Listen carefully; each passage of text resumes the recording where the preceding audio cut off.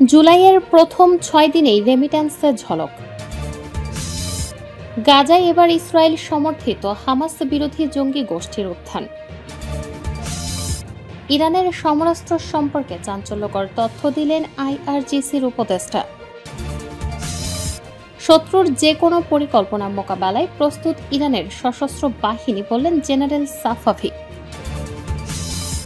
ইরানের পররাষ্ট্রমন্ত্রীর সঙ্গে সাক্ষাৎ করলেন ইহুদিবাদ বিরোধী রাব্বি। সর্বশেষ জানাবো, নেতানিয়াহুর যুক্তরাষ্ট্র সফরের প্রতিবাদে হোয়াইট হাউসের সামনে বিক্ষোভ। শিরোনাম শুনলেন, এবারে বিস্তারিত। জুলাইয়ের প্রথম ৬ দিনেই রেমিট্যান্সের ঝলক। বাংলাদেশের অর্থনীতি সচল রাখার পেছনে গুরুত্বপূর্ণ ভূমিকা রাখছেন প্রবাসীরা। তাদের পাঠানো রেমিট্যান্সের উপর ভর করে শক্তিশালী ভিত গড়ছে দেশের অর্থনীতি।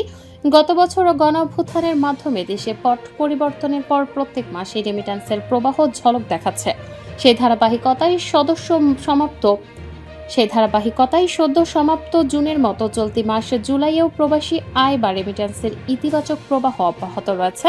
জুলাই মাসের প্রথম ৬ দিনে দেশের রেমিট্যান্স প্রবাহ উল্লেখযোগ্যভাবে ১৫.৩৪% বৃদ্ধি পেয়ে ৪২৭ মিলিয়ন মার্কিন ডলারে পৌঁছেছে।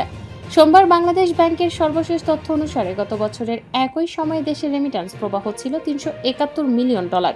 প্রবাসী বাংলাদেশিরা ২০২৪ থেকে ২৫ অর্থ বছরের রেকর্ড ৩০.৩৩ বিলিয়ন ডলার রেমিট্যান্স পাঠিয়েছেন, যা দেশের ইতিহাসে এক অর্থ বছরে প্রাপ্ত সর্বোচ্চ পরিমাণ। এটি পূর্ববর্তী অর্থ বছরের প্রাপ্ত ২৩.৯১ বিলিয়ন ডলারের তুলনায় ২৬.৮০% বৃদ্ধি পেয়েছে। গাজায় এবার ইসরায়েল সমর্থিত হামাস বিরোধী জঙ্গি গোষ্ঠীর উত্থান। ইসরায়েল সমর্থিত হামাস বিরোধী নতুন জঙ্গি গোষ্ঠীর উত্থান ঘটেছে গাজায়। গত ২ মাসে ইসরায়েলের আর্মি রেডিও থেকে শুরু করে রাষ্ট্রীয় কান ব্রডকাস্টারে দেয়া সাক্ষাৎকারের মধ্যে আন্তর্জাতিক গণমাধ্যমে আত্মপ্রকাশ করেছে পপুলার ফোর্সেস নামের এই জনগোষ্ঠী। প্রায় ১০০ সদস্যের এই গোষ্ঠীর নেতৃত্বে রয়েছে ইসরায়েলের এজেন্ট নামে ধিকৃত ইয়াসির আবু শাবাব। রাফাহ শহরের তারাবিন বেদুইন গোত্রের অন্তর্ভুক্ত শাবাব মাদক পাচারকারী ও ইসলামিক স্টেটের সঙ্গে জড়িত বলেও জনশ্রুতি রয়েছে। পৈতৃক পরিচিতির চেয়ে গাজাবাসী ও ফিলিস্তিনের সামাজিক মাধ্যমে শাবাব বিশ্বাসঘাতক এবং ইসরায়েল এজেন্ট নামে বেশি পরিচিত। ৭ অক্টোবর হামাস ইসরায়েল সংঘাতের সময় মাদক পাচারের অভিযোগে গাজার হামাস পরিচালিত একটি কারাগারে বন্দী ছিলেন শাবাব। সংঘাত শুরু হওয়ার পরপরই ফিলিস্তিনি কারাগার থেকে বেরিয়ে আসতে সক্ষম হন তিনি। তবে তার কারামুক্তি প্রক্রিয়াটি এখনও অস্পষ্ট বলে ১০ জুনের এক প্রতিবেদনে উল্লেখ করেছে গার্ডিয়ান। মুক্তির পর বেশ কিছুদিন অদৃশ্য হয়ে যান শাবাব। হামাস বা স্থানীয় বাসিন্দাদের কেউই তাকে ট্রেস করতে পারেননি। নিজে গায়েব থাকলেও যুদ্ধ চলাকালীন এই সময়ে থেমে থাকেনি তার দলের লুটপাট মাদক দৌরাত্ম্য। জুনের প্রথম সপ্তাহে ইসরায়েলি প্রতিরক্ষা কর্মকর্তাদের স্বীকারোক্তির মাধ্যমে গাজায় নতুন করে তার পুনরুত্থান ঘটে শাবাবের। ইসরায়েলের প্রতিরক্ষা বাহিনী ওই সপ্তাহেই বলে, গাজায় একটি গোষ্ঠীকে তারা সশস্ত্র করা শুরু করেছে। ইরানের সমরাস্ত্র সম্পর্কে চাঞ্চল্যকর তথ্য দিলেন আইআরজিসির উপদেষ্টা। সম্প্রতি ইসরায়েলের সামরিক বাহিনীর এক ঊর্ধ্বতন কর্মকর্তা দাবি করেছিলেন, ইরানের কাছে সব মিলিয়ে ২ থেকে ২.৫ হাজার ক্ষেপণাস্ত্র রয়েছে। তবে ১২ দিনের সংঘাতে বড় ধরনের হুমকি বিবেচনায় এর সংখ্যা আগামী কয়েক বছরে বাড়তে পারে কয়েক গুণ। যদিও তার এই দাবির গ্রহণযোগ্যতা নিয়ে সংশয় রয়েছে, কারণ ইরান কখনো সরাসরি জানায়নি তাদের কাছে কত সংখ্যক মিসাইল মজুত রয়েছে। তবে এবার ইরানের সমরাস্ত্র সম্পর্কে চাঞ্চল্যকর তথ্য দিয়েছেন খোদ দেশটির বিপ্লবী গার্ড বাহিনীর উপদেষ্টা ব্রিগেডিয়ার জেনারেল ইব্রাহিম জাবারি। ইরানের আধা সরকারি সংবাদ সংস্থা মেহের নিউজকে এক সাক্ষাৎকারে তিনি বলেন, শহীদ জেনারেল হাজিজাদেহ ইসরায়েল হামলায় নিহতের আগ পর্যন্ত আইআরজিসি অ্যারোস্পেস ফোর্সের কমান্ডার ছিলেন। একবার বলেছিলেন যে যদি ইরান, ইসরায়েল এবং যুক্তরাষ্ট্রের মধ্যে যুদ্ধ হয়, তাহলে আমরা যদি ২ বছর ধরে প্রতিদিন তাদের দিকে ক্ষেপণাস্ত্র নিক্ষেপ করি, তাহলে আমাদের সম্পদের অভাব হবে না। সোমবার সংবাদ সংস্থাটির এক প্রতিবেদনে বলা হয়, ইরানের সশস্ত্র বাহিনী প্রস্তুতির শীর্ষে রয়েছে বলেও জানান আইআরজিসি উপদেষ্টা। ইরানের বেশিরভাগ প্রতিরক্ষা স্থাপনা এখনও দেখানো হয়নি বলেও জানান তিনি। জেনারেল ইব্রাহিম জাব্বারি বলেন, বর্তমানে ভূগর্ভস্থ গোদাম, ক্ষেপণাস্ত্র শহর এবং স্থাপনাগুলো এত বিশাল যে আমরা এখনও আমাদের দেশের বেশিরভাগ প্রতিরক্ষা স্থাপনা এবং আমাদের দেশের কার্যকর ক্ষেপণাস্ত্র প্রদর্শন করতে পারিনি।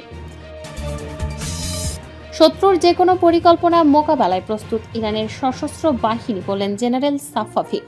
ইরানের শীর্ষ সামরিক কর্মকর্তা মেজর জেনারেল ইয়াহিয়া রাহিম সাফাভি বলেছেন, শত্রুর যে কোনো পরিকল্পনার জবাব দিতে ইরানের সশস্ত্র বাহিনী সম্পূর্ণ প্রস্তুত।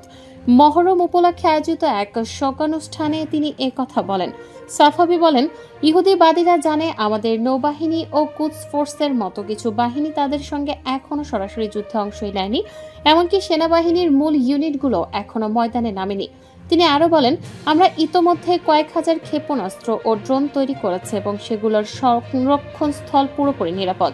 সাফাভি ইরানের সর্বোচ্চ নেতা আয়াতুল্লাহ খামেনির একজন সামরিক উপদেষ্টা হিসেবেও দায়িত্ব পালন করেছেন। উল্লেখ্য, চলতি বছরের 13 জুন ইরানের সামরিক পারমাণবিক ও আবাসিক এলাকায় টানা 12 দিন ধরে আগ্রাসন চালায় বর্বর ইসরায়েলি বাহিনী। 22 জুন যুক্তরাষ্ট্র এই আগ্রাসনে সরাসরি যুক্ত হয়ে ইরানের নাতাঞ্জ, ফোর্দো ও ইস্পাহানের 3টি পারমাণবিক স্থাপনায় হামলা চালায়। এই হামলায় পাল্টা জবাবে ইরানি সামরিক বাহিনী দ্রুত প্রতিক্রিয়া জানায়। ইসলামী বিপ্লবী গার্ড বাহিনীর aerospace force operation truth promise 3 এর অংশ হিসেবে ইসরায়েলের দখলকৃত ভূখণ্ড জুড়ে 22 দফা পাল্টা ক্ষেপণাস্ত্র হামলা চালায়, যাতে ব্যাপক ক্ষয়ক্ষতির সম্মুখীন হয় ইসরায়েলি শহরগুলো। এছাড়াও যুক্তরাষ্ট্রের হামলার জবাবে ইরানি সশস্ত্র বাহিনী কাতারের আল উদেইদ মার্কিন সামরিক ঘাঁটিতে একাধিক ক্ষেপণাস্ত্র নিক্ষেপ করে। এটি পশ্চিম এশিয়ার সবচেয়ে বড় মার্কিন ঘাঁটি। 24 জুন থেকে কার্যকর হওয়া একটি যুদ্ধবিরতির ফলে বর্তমানে লড়াই বন্ধ রয়েছে। ইরানের পররাষ্ট্রমন্ত্রীর সঙ্গে সাক্ষাৎ করলেন ইহুদিবাদ বিরোধী রাব্বি। ব্রাজিলে অনুষ্ঠিত ব্রিক্স সম্মেলনের ফাঁকে ইরানি পররাষ্ট্রমন্ত্রী সাইয়েদ আব্বাস আরাকচির সঙ্গে সাক্ষাৎ করেছেন বিশিষ্ট ইহুদিবাদ বিরোধী ধর্মীয় নেতা রাব্বি ইসরায়েল ডোভিদ ওয়েস। সাম্প্রতিক উত্তেজনার প্রেক্ষাপটে ইরানি জনগণের সঙ্গে একাত্মতা পুনর্ব্যক্ত করেন তিনি। ইরানের মেহের নিউজ জানিয়েছে, রাব্বি ওয়েইস ব্রাজিলে ব্রিক্স সম্মেলনের বিভিন্ন পার্শ্বে আয়োজনে অংশ নিতে গেছেন। সেখানেই তিনি ইসলামী প্রজাতন্ত্র ইরানের পররাষ্ট্রমন্ত্রীর সঙ্গে বৈঠক ও আলোচনায় মিলিত হন। এর আগে তিনি ব্রাজিলে অবস্থিত ইরানি দূতাবাসও পরিদর্শন করেন। সেখানে তিনি ইরানি জনগণ ও সরকারের প্রতি সংহতি প্রকাশ করেন এবং নির্মম জায়নবাদী হামলায় নিহত শহীদদের স্মরণে স্মৃতি বইতে স্বাক্ষর করেন। উল্লেখ্য, চলতি বছরের 13 জুন ইরানের সামরিক পারমাণবিক ও আবাসিক এলাকায় টানা 12 দিন ধরে আগ্রাসন চালায় বর্বর ইসরায়েলি বাহিনী। 22 জুন যুক্তরাষ্ট্র এই আগ্রাসনে সরাসরি যুক্ত হয়ে ইরানের নাতাঞ্জ, ফোর্দো ও ইস্পাহানের 3টি পারমাণবিক স্থাপনায় হামলা চালায়।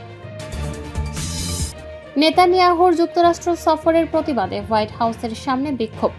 ইসরায়েলি প্রধানমন্ত্রী বেনিয়ামিন নেতানিয়াহুর যুক্তরাষ্ট্র সফরের প্রতিবাদে রোববার হোয়াইট হাউসের সামনে জড়ো হয়ে বিক্ষোভ করেছে ফিলিস্তিনপন্থী বিভিন্ন সংগঠন।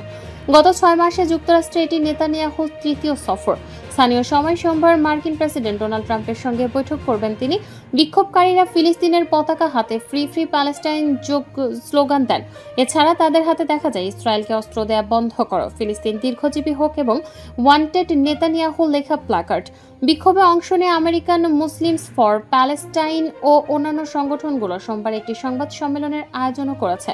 সেখানে তারা নেতানিয়াহুর যুক্তরাষ্ট্র সফরের নিন্দা জানানোর পাশাপাশি গাজায় চলমান ইসরায়েলি আগ্রাসনে ওয়াশিংটনের সমর্থন প্রত্যাহারের আহ্বান জানাবে।